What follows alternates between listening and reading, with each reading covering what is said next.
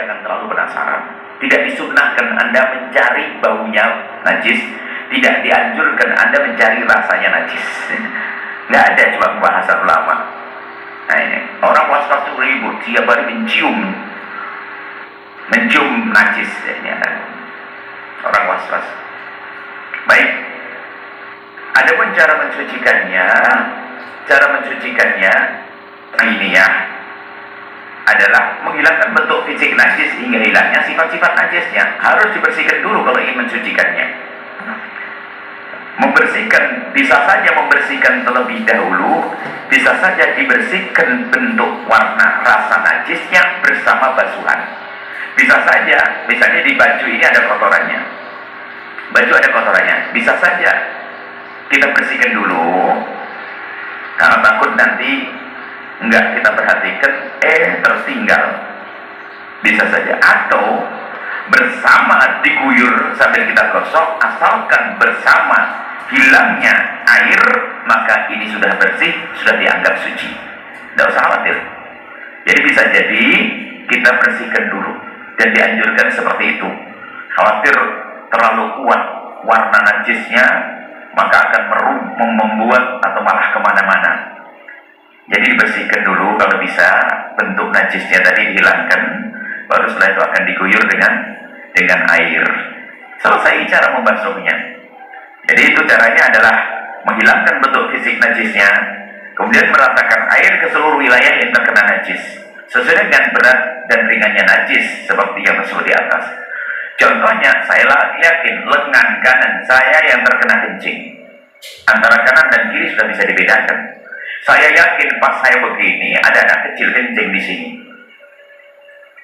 Maka yang terkena najis adalah baju lengan kanan. Sudah lepas, cuci ini saja juga boleh, nggak harus semua baju dicuci. Asalkan kita yakin mana yang terkena najis, cara mensucikannya boleh wilayah itu saja. Biarpun mungkin nggak adalah orang kena kencing lalu hanya dicuci lengannya saja, kecuali kita dalam bepergian karena pengen cepat pakai sholat. Tapi yang jelas mencuci tidak harus semuanya. Tidak harus semuanya, bagian yang terkena najis saja asalkan pasti sah. Boleh, lengan saja kita cuci, yang lain masih kering, boleh-boleh aja. Itu adalah cara mensucikannya. Catatan, dalam mencucikan najis ini bisa juga dengan langsung mengguyur air ke najis tersebut, dengan catatan harus hilang bersama guyuran air. Contohnya ada najis warna hitam di sini, boleh kita masukkan ke keran, kita gosok-gosok begini, hilang, suci sudah. Tapi kalau sudah kita guyur kok masih tertinggal, berarti belum suci karena bentuk najisnya masih ada. Maka syaratnya dua, hilangnya najis bentuk warna, bau, rasa najis. Kemudian setelah itu sampainya air ke tempat tersebut. Ada dua cara.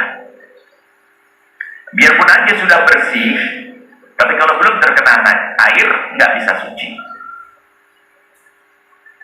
Mungkin ada ilmu, ada alat penyedot najis, bersih, penyedot, sudah nggak ada, baunya juga hilang, tetap belum suci karena belum terkena air. Jadi yang bisa mensucikan hanya air saja. Jadi selagi tidak terkena air, tidak dengan air yang suci dan mensucikan, maka tidak dianggap telah suci, belum suci berarti. Jadi harus dengan air yang bisa dipakai wudu. Baik, nanti insya Allah waktu yang lebih seru lagi adalah najis aifah hukumiyah nanti. Ternyata sangat mudah kalau punya ilmu. Jangan sampai kita ini kena was-was, kayak najis, tersiksa orang was-was dan juga merepotkan orang lain. Baik, kita sampai di sini, kita lanjutkan nanti najis hukumiyah. Kita sekarang kepada hikmahnya Imam Ibn Athaillah As-Sakandari. Berkata Imam Ibn Athaillah As-Sakandari rahimahullah ta'ala, nafa'ana Allahu bihi wa bi ulumihi wa bi ulumi masyayikhi wa talmidati fid darini, amin. Bila engkau sampai kepada isyarat dari Imam Ibn Athaillah As-Sakandari, isyarat akan adanya syariah zahir, syariah sholat, tetapi ada nanti thariqah, bagaimana upaya kita dengan sholat kita betul-betul kenal Allah, mengkhusyukkan sholat, sehingga di saat melakukan ibadah betul-betul merasa kita dilihat oleh Allah, sehingga sampai tenggelam di dalam kekhusyuan kepada Allah, namanya hakikat. Jadi ada istilah hakikat, ada istilah syariat, ada istilah thariqah. Akan tapi yang harus dipahami bahwa antara syariat, thariqah dan hakikat itu bukan sesuatu yang terpisah. Seperti pemahamannya para pemalas. Orang malas dengan syariat, langsung mengatakan dirinya sampai hakikat. Ya nggak bisa dong. Pintunya melalui syariat baru masuk ke hakikat. Kalau tidak lewat pintunya akan sampai kepada hakikat. Contoh, ikhlas itu kan sifatnya amal. Nah, kalau nggak ada sedekah, kapan disifati ikhlas bersedekah? Sedekah dulu baru belajar ikhlas. Dan begitu. Sholat dulu baru disifati ikhlas. Nggak ada sholatnya, kan? Oh sholatnya ikhlas. Ya nggak bisa dong. Yang disifati dengan hakikat adalah setelah orang itu berpegang dengan syariat. Jadi nggak mungkin ada orang sampai syariat, sampai hakikat kalau tidak pernah menekuni syariat. Pasti omong kosong. Jadi ada syariat, kemudian mujahadah, dia membenahi di dalam menjalankan syariat dengan penuh kesadaran. Waktu itu perintah Allah khusyuk, maka berusaha untuk khusyuk itu adalah, bisa kalau kita sederhanakan, itulah adalah thariqah. Maka setelah itu akan sampai kepada hakikat. Sederhananya seperti itu. Tapi di sini Imam Ibn Athaillah As-Sakandari ingin menjelaskan lebih detail lagi, dan ini bukan untuk diceritakan akan, tapi semua masing-masing dari kita agar bisa merasakan. Sebab yang namanya rasa khusyuk sampai kepada Allah, kenikmatan ibadah dan sebagainya itu adalah nggak bisa diceritakan. Logiyat namanya rasa. Rasa itu nggak bisa diceritakan kecuali kepada orang yang punya pengalaman yang serupa. Ada cerita manisnya manggis kepada orang Arab yang hanya kenal kurma. Bingung, manggis itu kayak apa? Anda bilang manggis itu manis, apa kayak kurma? Oh enggak, beda. Kayak gula? Enggak. Kayak apa? Enggak, enggak bisa. Namanya rasa. Masukkan ke mulutnya, manggis baru tahu, oh iya, manggis manis. Rasa. Begitu juga rasa antara seorang hamba dengan Allah, itu rasa dzauq, gak bisa diceritakan.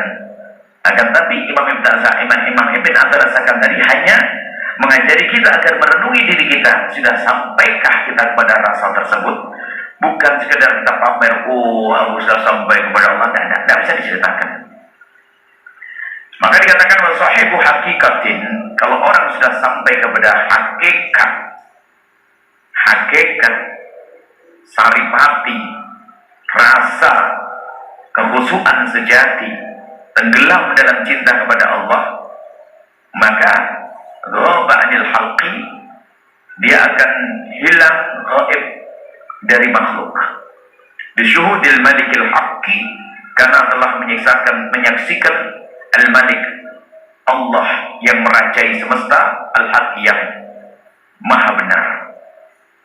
Jadi karena dia sudah tenggelam dalam kecintaannya kepada Allah, maka dia sudah lupa bahwasanya dia bersama manusia, bersama makhluk, sudah tidak dengan makhluk lagi. Wa faniya 'anil asbab, sehingga ia lupa. Faniya itu adalah fana, terlepas. Fana itu hancur. Faniya dia tenggelam, hilang di dalam dunia sebab, sehingga yang ia rasakan semuanya dari Allah. Sudah lupa bahwasanya sebab. Ini makom, nggak boleh orang mengada-ngada. Mungkin dalam bahasa lain orang sampai pada hakikat, tenggelam dalam kecintaan kepada Allah itu. Kalau mungkin kita pernah dengar orang majdub yang beneran, ada majduban. Kayaknya majdub, dia dibilang wali dia. Kalau tenggelam dalam kecintaan kepada Allah itu serius. Memang dia tenggelam dalam cinta kepada Allah, dia lupa. Anda kasih duit, iya, dipindahkan ke orang saja, nggak pernah mikir. Ada orang majdub, Allah, majdub bab sholat, suruh sholat nggak mau, tapi bab duit nggak majdub lagi. Ini kan kacau. Kalau sudah urusan ibadah, kayaknya ada majdub, Allah, sholat. Tapi lihat perempuan melek, nggak majdub lagi. Ngelihat fulus, Nah, ini majdub-majduban. Tapi kalau orang tenggelam dalam kecintaan kepada Allah, pernah suatu ketika disebutkan satu orang memang tenggelam dalam cintaan kepada Allah, memang betul. Anda lemparin duit, nggak ngerti dia. Bukan nggak ngerti, kasihkan sini, kasihkan. Sehingga suatu ketika dikabarkan orang tersebut ada seorang perempuan dipukul pinggulnya, meteng, hamil, memang hamil beneran setelah itu. Cuma dia nggak ada syahwat begitu, mas dia ngomong begitu toh. Apa nggak bisa ditiru itu? Kalau majduban orang majduban, milih yang dipukul kan repot. Sampai suatu ketika dikatakan ada seorang jualan buah, itu suruh keluar, suruh minggir. Ini Jawa Timur, suruh minggir. Tangi, suruh berdiri. Semuanya pada berdiri karena beliau ini kalau sudah ngomong itu orang pada percaya. Ada satu orang ngapain berdiri, tak tahu itu lama kemudian subhanallah. Ada sopir truk ngantuk, nabrak. Oh, dia kena. Loh, dia majdubnya majdub beneran. Urusan fulus. Jadi kalau bahasa sederhananya, orang majdub itu secara hukum dunia kayak orang gila. Makanya tidak boleh kita belajar sama orang majdub. Orang majdub tempat husnudon kita. Kita husnudon, dia dicintai oleh Allah karena apa? Karena dia tenggelam dalam kecintaan pada Allah sampai nggak peduli dengan dunia. Nggak peduli dengan dunia. Itu makom. Cuma nanti ada makom yang lebih unggul lagi, bukan makom itu. Nanti disebutkan. Imam Ibn Al-Asadi akan bercerita. Ada orang setelah berusaha untuk sampai kepada Allah, tapi dia lupa dengan urusan dengan sesama. Sehingga menjadi orang dia tenggelam dalam dunia hakikat. Ya, hakikat. Tapi bukan dengan sengaja meninggal syariat, tapi menghilang. Kalau bahasanya adalah seperti orang gila. Dan orang gila kan secara hukum syariat sudah rufi al-qalam. Tidak tercatat amal buruknya karena orang gila. Maka di sini kalau ada orang nggak sholat nggak dosa, nggak puasa nggak dosa, ya jadi orang gila. Orang gila nggak berdosa. Nah ini dikatakan. Sehingga yang dia tanya Allah saja, musabbibul asbab, sebabnya sudah nggak peduli. Maka dia yakin Allah kasih, sehingga nggak perlu kerja dia. Bukan karena pemalas. Hati-hati masalah dunia majduban ini adalah biasanya ada orang yang bicara hakikat, nggak mau pakai syariat. Orang normal sadar otaknya nggak mau syariat, ya melanggar Nabi dong. Kecuali tenggelam dalam dunia hakikat, memang dia memang sudah lupa dengan dunia, ya dalam bahasa ilmu syariat dia gila. Tapi dalam dunia tasawuf dia sampai kepada Allah, karena bukan hilang akalnya karena terpesona, bukan hilang akalnya karena rusak karena kegilaan seperti yang biasa disebut orang-orang gila, tapi dia tenggelam dalam kecintaannya kepada Allah. Ini gak bisa orang ngaku-ngaku. Dan memang ada orang semacam itu, ada. Dan dia dijaga oleh Allah. Dan biasanya orang begitu gak pernah ngomong jelek, gak pernah ngutuk, ya, gak nyakiti orang. Memang gak butuh kepada orang, tapi gak ganggu orang. Biasanya majduban yang repot. Majduban yang repot biasanya, yaitu bapaknya alim, anaknya nggak pinter-pinter, wah repot, punya mangkok baik bapak susah. Jadi orang majdub saja deh, kayak sudah sampai pada Allah, geleng-geleng la ilaha illallah, dan saya itu minta duit, jamu kok bagus buat sahabu aja ya, wah ini majduban. Harus kita tegaskan, ada orang gaya majdub. Bahkan ada guyonan, kalau wali majdub itu banyak yang ngasih duit. Sampai guyonan, wali majdub. Kalau memang orang wali majdub beneran itu ada. Majdub itu adalah dia tenggelam dalam kecintaan kepada Allah, sudah lupa dengan kebiar dunia ini. Nah ini dikatakan bahasanya sudah tenggelam dalam kecintaan pada Allah, lupa sebab. Urusan dengan manusia sudah nggak terlalu peduli dia. Fahada abdun, ini seorang hamba wajahul bil hakikati, telah Allah hadapkan dirinya kepada hakikat. Jadi sudah meninggalkan, sudah kelewat ilmu syariat dan tarekah, sudah sampai wilayah hakikat. Lahirun alaihi sanaha, maka yang tampak adalah cahaya usul, cahaya sampai, cahaya iman, cahaya kedekatan kepada Allah. Sehingga orang tersebut karena sudah masuk wilayah hakikat, Tentunya ini tidak bicara orang majdub saja. Ada orang yang sampai kepada hakikat makom tinggi, tapi dalam dunia syariatnya masih tetap berjalan.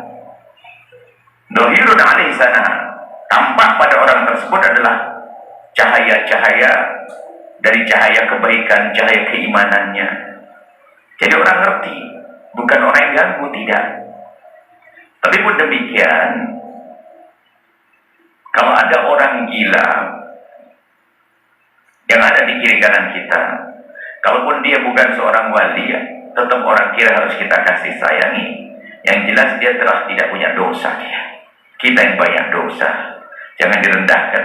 Kalau hanya urusan dosa, dia jauh lebih aman daripada kita.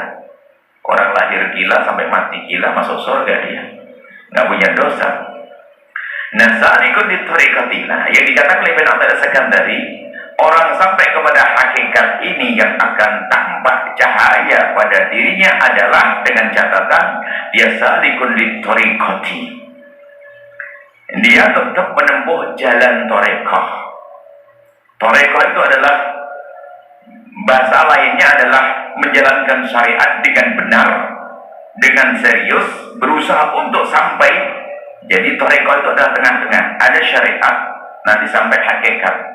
Jadi dia itu memahami syariat, mengamalkan syariat, terus berusaha untuk serius, seperti dalam hadis qudsi, bagaimana seorang menjadi kekasih Allah sampai makom hakikat adalah menjalankan yang fardu, kemudian setelah menjalankan yang fardu, menjalankan yang sunnah, bukan ongkang-ongkang, menjalankan sunnah hatta uhibbahu, sampai aku mencintainya, makom hakikat. Kalau sudah Allah mencintainya, lihat, itulah makom hakikat.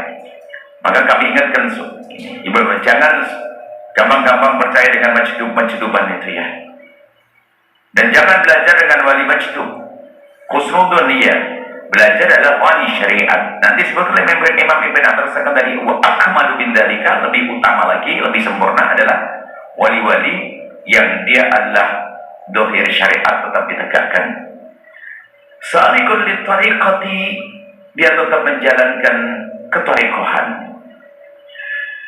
Ada, ini bukan tarekoh yang disebut sebagai tarekoh Qadiriyah, Naqsabandiyah dan yang lainnya, bukan itu. Akan tapi dalam tarekoh itu kan ada ini. Jadi tarekoh di sini bukan tarekoh yang selama ini kita pahami, bukan. Tarekoh di sini adalah satu langkah menuju hakikat setelah seseorang masuk di laut syariat, lautan syariat. Setelah dia masuk di lautan syariat, baru setelah itu dia matang lautan syariatnya, maka baru setelah itu dia akan masuki wilayah hakikat. Ini adalah namanya tarekoh. Adapun tarekoh selama ini kita dengar tarekoh Qadiriyah, Syadziliyah, Tijaniyah, Naqsyabandiyah dan sebagainya, di dalamnya ada ini. Makanya seorang guru tarekoh, mursyidut tarekoh yang selama ini kita dengar tarekoh Mu'tabarah, maka Syekh Amin Kurdi dan para ahli tarekoh mengatakan seorang mursyid tarekoh, wahai yang punya mursyid, sebagai guru mursyid, apa seorang mursyid tarekoh? Seorang mursyid tarekoh, lihat di dalam pungkasan kitab Tanbirul Qulub, sang penulis mengatakan sebab rata-rata dunia tasawuf tidak lepas yang akhir zaman ini adalah kembali kepada kitab-kitab seperti itu. Dikatakan seorang mursyid tarekoh, imam guru tarekoh, labudda ayyakuna, hendaknya dia aliman, mengetahui bifuru'i syariati, tentang ilmu-ilmu syariat. Dan guru tarekoh tidak ngerti syariat itu mau ngajak orang kemana?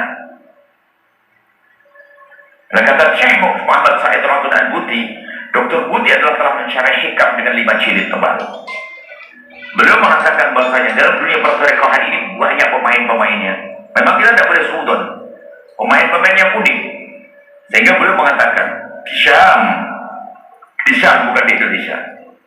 Beliau mengatakan di Syam, di negeri ini banyak orang-orang yang dinobatkan atau mengaku sebagai guru tarekoh, jadi murid pun tidak pantas. Bagaimana jadi guru tarekoh? Tidak syariat ditegakkan, nggak tahu bagaimana. Nah ini kan ada, bapaknya meninggal dunia langsung anaknya nengkleng dikasih sorban di kepalanya, suruh geleng-geleng begitu jadi guru tarekoh. Ini kan problem. Ini bahaya sekali. Sehingga dikatakan putra tarekoh, begal jalan menuju Allah, bukan sebagai orang yang mursyid yang layak, tidak memenuhi syarat-syarat mursyid. Dan memang harus tegas dalam dunia tasawuf. Tasawuf itu adalah hak, tasawuf adalah indah. Cuma yang jadi masalah adalah banyak benalu tasawuf. Orang penjahat-penjahat dalam dunia tasawuf. Jadi setiap disiplin ilmu, apalagi ilmu yang ilmu seperti ini, di sini ada penjahatnya. Dalam ilmu hadis ada penjahat ilmu hadis. Apa itu? Wadha', orang-orang yang memalsukan hadis. Dalam dunia fikih ada orang mutasahil, orang yang ingin urusan fikih. Dalam urusan akidah ada orang-orang sesat dalam berakidah berkeyakinan seperti tentang Khawarij, Mu'tazilah dan yang lainnya ada. Dalam dunia tasawuf, lihat tasawuf ini, lihat kenapa kok ada orang musuh tasawuf. Orang musuh tasawuf adalah gara-gara perilaku ahli tasawuf yang tidak punya dasar ilmu, tapi dia mengaku-ngaku tasawuf.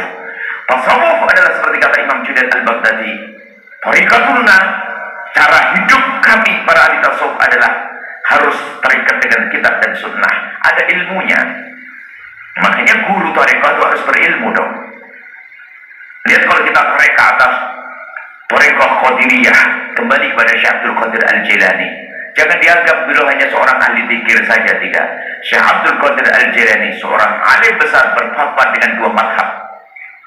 Aslinya mazhab Hambali kedua. Beliau aslinya mazhab Hambali karena termasuk tergolong ulama Hambali.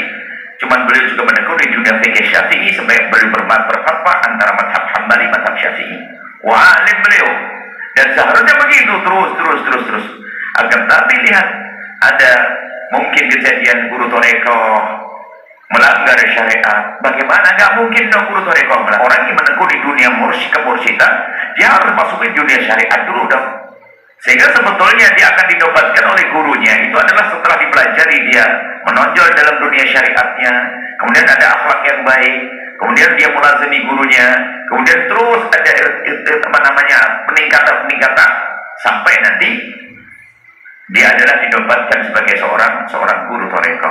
Bukan hanya mewarisi bapaknya meninggal dunia langsung dia ngambil gelar sebagai guru toreko. Dan ini harus ditegaskan begini, kan apa? Tasawuf yang hebat luar biasa rusak gara-gara pelaku tasawuf yang tidak benar. Dan dalam dunia tasawuf kami tetap mempertahankan istilah tasawuf. Biarpun di sana ada orang hendaknya diganti saja, jangan pakai istilah tasawuf karena banyak yang musuhi istilah tasawuf. Kita ganti dengan tathhirul qulub, tazkiyatun nufus, dan yang tahdhibun nufus atau ilmu raqaiq. Dan kita tetap menggunakan istilah tasawuf karena istilah itu sudah mengakar dari masa ke masa. Dari dulu istilah tasawuf itu ada. Zaman Imam Ghazali dan sebelum Imam Ghazali. Termasuk seorang sufi hebat adalah Imam Ghazali. Dan kehebatan Ghazali adalah kritiknya kepada kaum tasawuf yang aneh-aneh. Termasuk dalam kitab Al-Kashf wa Tabyin, Imam Ghazali paling gemes dengan orang yang ngaku tasawuf tapi tidak punya ilmu tasawuf. Merusak tasawuf. Baik, nah ini qad istaula ala madaha. Jadi seorang yang menekuni syariat kemudian dia masuki wilayah rekod berusaha untuk benar-benar kenal Allah, maka orang tersebut istaula ala madaha. Dia sebetulnya dengan seperti itu dia telah bisa menguasai. Artinya apa? Benar cara beragamanya, benar cara mendekatkan diri kepada istaula. Oh ya, jadi mada itu adalah puncak tujuan. Jadi puncak tujuan seorang hamba adalah sampai kepada ridha Allah, mengenal Allah dengan sesungguhnya. Maka upaya seorang hamba melakukan sholat dan sebagainya sampai dia kenal Allah. Dan saat dia sudah kenal Allah, maka dia telah sampai kepada tujuan, kenal Allah. Tujuan kita kenal Allah dengan sesungguhnya, bukan dengan akal kita saja, tapi dengan hati kita. Di saat seorang beramal, bagaimana dia merasakan lezatnya amal sampai darajat hakikah. Hanya orang-orang yang semacam ini dikatakan oleh Ibn Atal As-Sakandari, orang-orang model ini ghairu annahu ghariqul anwari. Dia tenggelam dalam cahaya. Cahaya di sini adalah disebut cahaya kasih sayang Allah, cahaya kemuliaan Allah. Jadi segala yang dinisbatkan kepada Allah disebut dengan cahaya. Dia gharik, tenggelam dalam lautan cahaya. Cahaya ini adalah maksudnya tenggelam dalam kecintaannya kepada Allah. Sehingga matmusul athari, Sehingga makmus itu terhapus, urusan dengan manusia, dunia sudah terhapus. Sehingga yang ia rasakan hanya dengan Allah saja. Qad ghalaba sukruhu ala sahbihi, sehingga mabuk cintanya kepada Allah telah mengalahkan kesadarannya. Ini isyarat orang majnun. Baik, ini nggak bisa ini hanya sekedar cerita saja. Kalau Anda masuk wilayah ini pun nggak bisa cerita begini. Kalau ternyata Anda sudah masuk wilayah ini nggak bisa, Anda nggak bisa duduk begini, ini sudah. Berarti ini insya Allah kita golongan ini juga bukan ini. Ini bukan, ini hanya cerita saja. Kalau masuk wilayah ini sudah tenggelam dalam cinta Allah, nggak bisa duduk-duduk begini. Wala tasukru ala sahbihi, mabuk cinta kepada Allah telah mengalahkan kesadarannya. Jamu'u ala farqi, al-jamu' adalah merasa dengan Allah, al-farq adalah dengan makhluk. Ada hamba bisa dengan Allah, lupa dengan makhluk. Ada orang dengan makhluk. Farq itu adalah pisah dengan Allah. Kalau jamak dengan Allah bukan berarti itu terwujud atau manunggaling kawi gusti dalam makna yang salah. Kembali maknanya al-jam'u adalah dengan Allah. Di saat seorang hamba tenggelam dalam kecintaan kepada Allah, dikit-dikit Allah, bisa saja dia lupa urusan dengan sesama manusia. Jadi tenggelam dalam kecintaan kepada Allah telah mengalahkan urusan dengan manusia. Fana'u ala baqai, jadi lebih sering dia fana, hilang daripada hilang kesadaran bahwa dia di dunia. Dia sudah tidak di alam seperti ini, di alamnya sudah beda. Sudahlah, pokoknya Anda bukan bagian ini deh. Anda masih sedang fulus, jadi kerja, duit hilang juga nangis, kan masih bingung. Kita apa-apa. Ini kisah. Cuman yang ingin dihadirkan bukan di sini, ada nanti selanjutnya. Jangan kita jadi orang majnun. Kita ingin lebih tinggi nanti. Ghaibatuhu ala hudurihi, ghaibah tenggelam dalam cinta Allah lebih mengalahkan daripada hadirnya dengan sesama manusia. Nah, ini adalah model-model orang seperti itu. Kemudian ada tambahannya, wa akmalu minhu, kata Ibn Athaillah tadi, kata Imam Ibn Athaillah tadi, ada lebih sempurna dari itu. Lihat, siapakah dia? Orang yang tampak seperti Imam Syafi'i, nggak pernah majduban, nggak pernah mengatakan aku sudah sampai hakikat lalu lupa syariat, nggak ada. Seperti Imam Ahmad bin Hanbal, Imam Abu Hanifah, Imam Nawawi, Imam Ibnu Hajar, Imam Romli, dan Imam Bakar Sato, Imam Ibnu Zaidin Dahlan, Imam Hashim Ash'ari. Nggak ada. Di situ adalah istilah saya tenggelam dan nggak ada. Itu lebih unggul lagi. Makanya nanti oleh Imam Ibn Athaillah digiring kita pada wilayah ini, sehingga pergi ke pasar jual beli, bahkan debat, tawar menawar. Di saat duitnya diambil, dia meributkan, tapi mengajari orang untuk benar, bukan mengambil haknya orang lain, membela hak. Nah, kalau semua orang wilayah majnun sini, wah nggak tegak nanti. Semua ya ambil buat, semuanya nggak mikir dunia habis.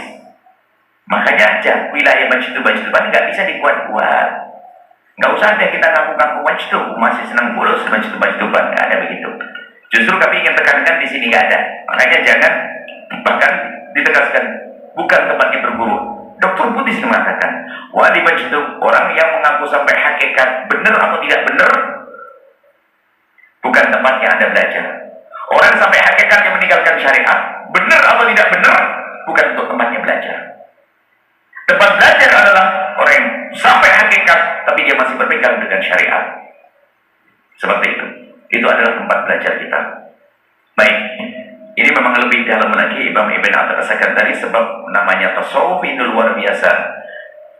Hari ini adalah menjadi bahan hujatan karena apa? Pelaku tasawuf yang aneh. Pelaku tasawuf yang aneh. Masa seorang sufi di rumahnya banyak sesuatu yang bertentangan dengan syariat, lengkap dengan sesuatu yang dimurkai oleh Allah, bermacam-macam keadaan di rumahnya. Nggak mungkin sufi kayak begitu tuh.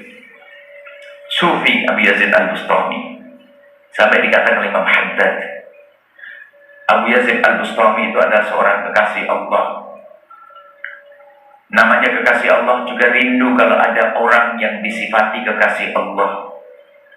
Mendengar bahwa di satu kampung ada seorang wali, maka beliau bergegas datang ke kampung tersebut. Sampai kampung tersebut dia menunggu, dan dia masih sholat dan gaknya layak kalau dia memang disebut wali. sholatnya lama, khusyuk. Kemudian setelah itu keluar, setelah assalamualaikum, setelah selesai doa dan sebagainya keluar, rupanya dia meludah di tembok. Padahal meludah di tembok bukan derajat haram seperti apa.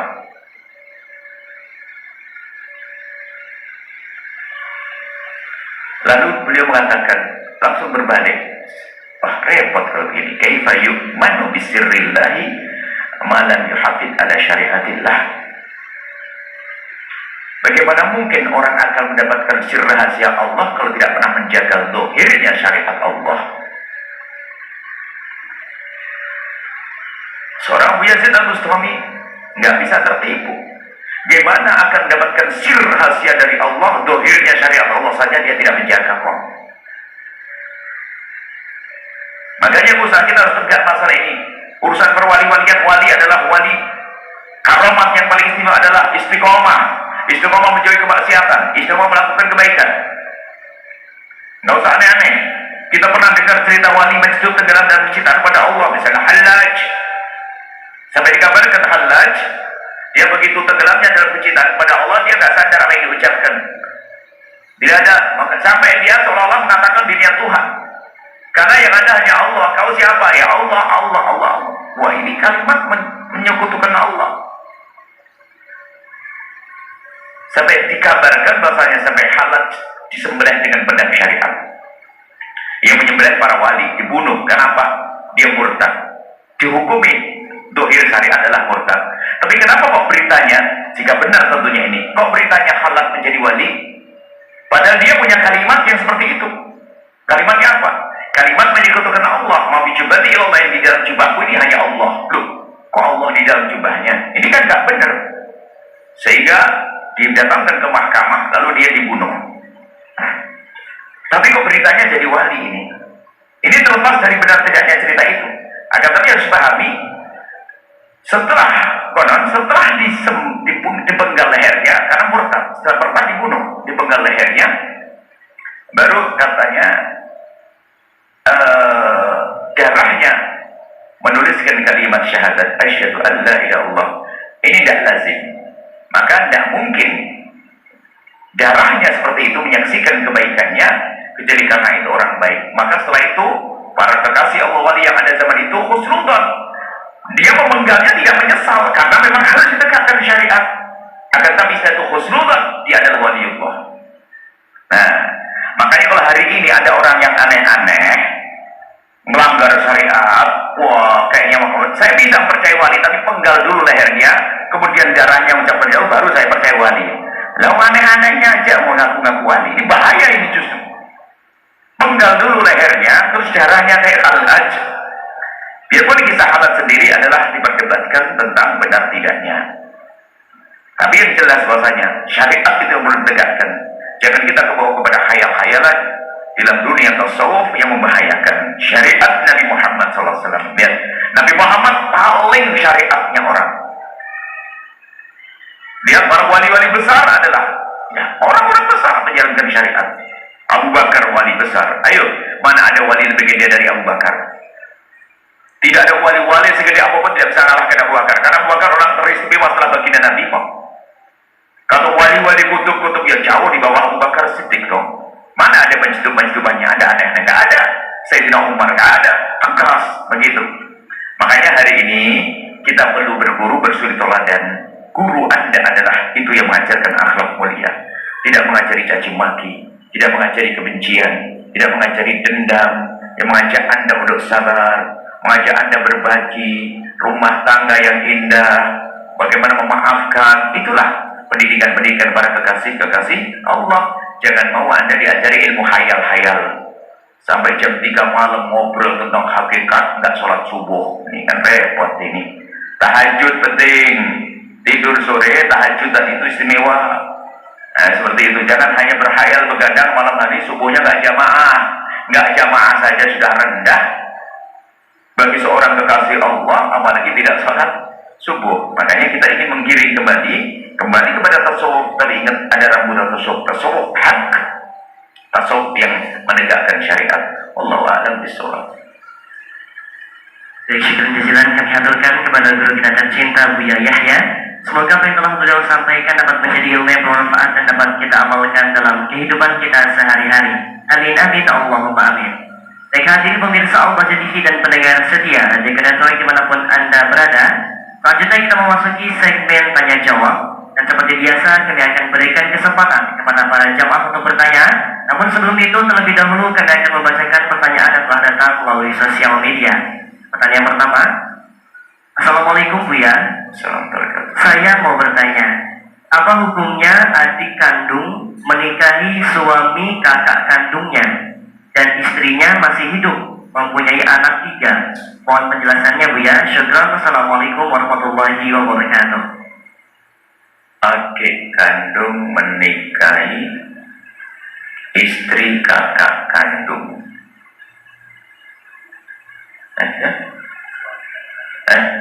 Sebentar. Coba gimana? Baca. Apa hukumnya adik kandung menikahi suami kakak kandungnya? Oh, ada kakak beradik perempuan, kakak adik perempuan. Kakaknya menikah dengan seorang laki-laki, punya anak 3. Lalu adiknya itu bagaimana menikah dengan suami kakaknya? Dilihat dulu. Kalau masih ada hubungan ikatan suami istri, nggak boleh mengumpulkan kakak adik dalam naungan seorang laki-laki, tidak sah pernikahannya yang kedua. Seorang laki-laki nikah dengan kakak adik, nggak sah yang kedua. Namanya ini mahram sementara. Mahram maksudnya tidak boleh dinikahi, tapi sementara. Kalau seandainya kakaknya meninggal dunia, maka boleh pindah pada adiknya. Atau sudah cerai, selesai masa iddahnya berakhir, boleh menikah dengan adiknya. Ya ini. Tapi kalau masih hidup, nggak sah. Dilarang mengumpulkan kakak dengan adiknya, ponakan dengan bibinya. Wan tajma' bainal ukhtaini di dalam Al-Qur'an. Adapun mengumpulkan dengan bibinya dalam riwayat. Ya dalam Al-Qur'an dan tajma' bainal ukhtaini. Jadi nggak boleh kakak adik dikumpulin dalam satu naungan. Poligami kakak adik, nggak sah yang kedua. Dengan bibinya nggak boleh juga. Tapi kalau sudah meninggal atau berpisah, boleh. Pertanyaannya nggak jelas sudah pisah atau tidak. Biarpun anaknya 10, kalau sudah ditinggal sama suaminya, kemudian suaminya menikah dengan adiknya, sah-sah saja. Apalagi misalnya, mohon maaf, kakaknya sudah meninggal, punya anak banyak. Nah, anaknya dekat sama bibinya. Bibinya dinikahi sama bapaknya, ya bagus supaya ada yang merawat. Sekalian begitu. Yang merawat bibinya, itu sah-sah aja begitu. Tapi kalau masih sah pernikahan tidak sah. Kalau masih dengan yang pertama masih sambung dengan kakaknya, maka adiknya menikah tidak sah. Namanya haram mahram, tapi mahram sementara. Kalau sudah terjadi perpisahan, boleh menikah. Wallahu a'lam bishawab. Syukran jazilan Buya atas jawabannya. Selanjutnya kami berikan kesempatan kepada para jamaah untuk bertanya. Dimulai dari jamaah laki-laki terlebih dahulu, kami persilahkan.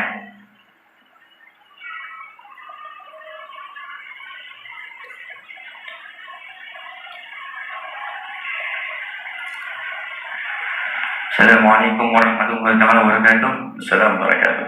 Boleh izinkan saya bertanya, bagaimana hukumnya saat di bulan puasa itu kita melakukan jima di siang hari dengan sengaja? Maaf ya, jima atau menghamili istri saat bulan puasa di siang hari. Dan situ tuh ada hukuman seperti memerdekakan budak atau memberi bayaran itu setelah bulan puasa dan mengkodok puasanya selama 2 bulan berturut-turut. Dan apabila sebelum kita melaksanakannya kita meninggal dunia, apakah kita dihitung dosa atau tidak, Buya? Syukran jazakumullah Buya. Assalamualaikum warahmatullahi wabarakatuh. Assalamualaikum warahmatullahi wabarakatuh. Termasuk minal kabair, dosa yang sangat besar adalah bersenggama, biarpun itu istrinya, apalagi bukan, menggauli istrinya di siang hari bulan Ramadan dalam keadaan dia wajib berpuasa. Harus ada dalam keadaan dia wajib berpuasa di rumah. Kalau misalnya suami istri lagi nyantai bepergian musafir, ya boleh dong, boleh makan, boleh hubungan suami istri. Ini beda, tolong jelas beda ini. Nah, ya misalnya kalau anggap saja disengaja boleh, ya boleh saja. Misalnya apa? Mohon maaf, suami istri nggak kuat. Ya sudah, kita ke Surabaya aja yuk. Mau ziarah bibi ya, di musafir ya sah. Cuman nggak puasa kan sesuatu yang agung. Yang nggak boleh adalah dalam keadaan dia wajib berpuasa di rumah sehat, kemudian berhubungan, maka melakukan dosa besar. Sehingga di saat seperti ini dia punya kewajiban namanya kafarat jima di hari Ramadan ya. Dia harus memerdekakan budak kalau ada. Ya. Kalau tidak ada, siyamu syahraini mutatabi'aini, puasa 2 bulan berturut-turut. Ya, kalau ternyata nggak mampu memberi makan 60 orang, memberi makan 60 orang. Dalam hal ini ada satu cerita pada zaman Nabi. Ada sahabat, ya Rasulullah, saya kepleset, saya menggauli istri saya siang hari Ramadan. Nabi mengatakan, kau merdekakan budak. Saya nggak punya, saya orang fakir. Kalau begitu ya puasa 2 bulan. Waduh Rasulullah, sebulan aja saya kebobolan begini. Ya kalau begitu mengasih makan 60 orang.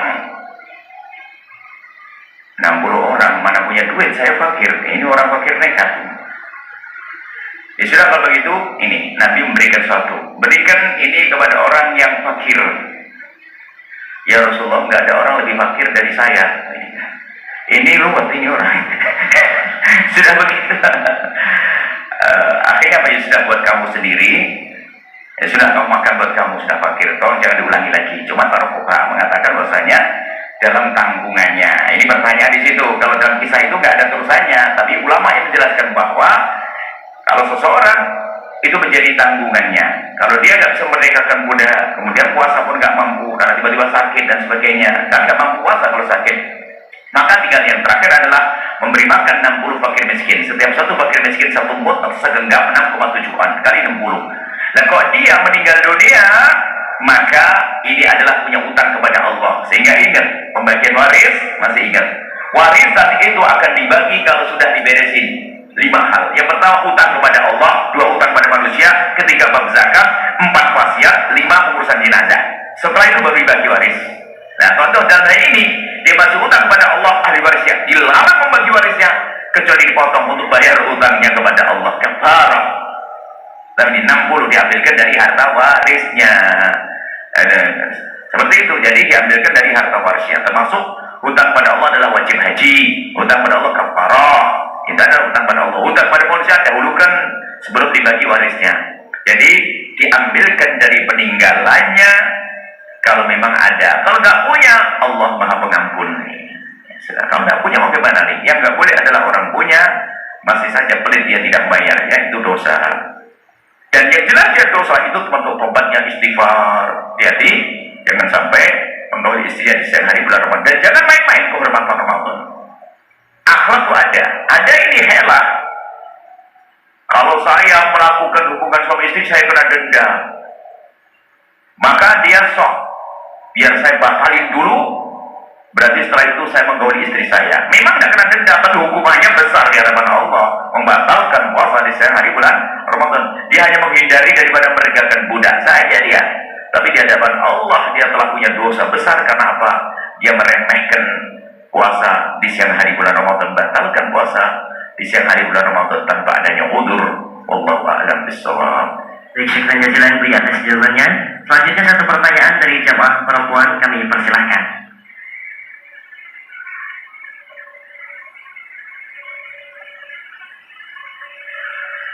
Bismillahirrahmanirrahim.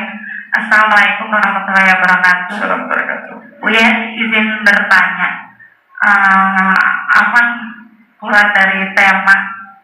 Pertanyaan yang ingin saya tanyakan dan lama tentang pernikahan. Saya pernah mendengar boleh nggak Bu ya kalau misalkan sebagai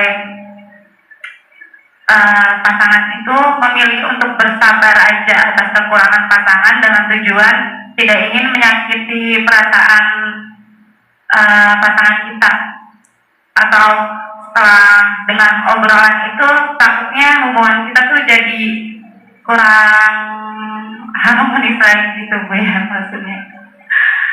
Baik, pertanyaan yang bagus bahwa Syukur Bu ya. bagaimana suami istri jika ada sesuatu perlakuan yang tidak baik dari pasangan, jika kita ingatkan mungkin akan menjadi sebab ketersinggungan, mungkin akibat keluarga semakin terpuruk, tidak bagus. Atau saya memilih sabar, kan begitu, biar saja begitu. Nah, sebenarnya di saat dia memilih sabar itu yang hidup perasaannya, tidak ingin nyakiti pasangan, itu adalah satu poin kebaikan bagi seorang pasangan. Jadi nggak berani ingatkan pasangannya, takut tersinggung, itu sebetulnya poin kebaikan. Tapi bisa jadi itu adalah sebuah kelemahan. Sementara pasangannya bukan orang yang seperti itu, tidak perlu ditakuti. Dia perlu ditakuti. Tapi sebetulnya gini loh ya, tolong pahami semuanya. Jika pasanganmu itu takut mengingatkan dirimu, Anda itu setengah syaitan. Saya tegaskan itu. Kalau pasangan mengingatkan kamu kok ketakutan, berarti akhlakmu memang tidak baik. Awas, ini kunci.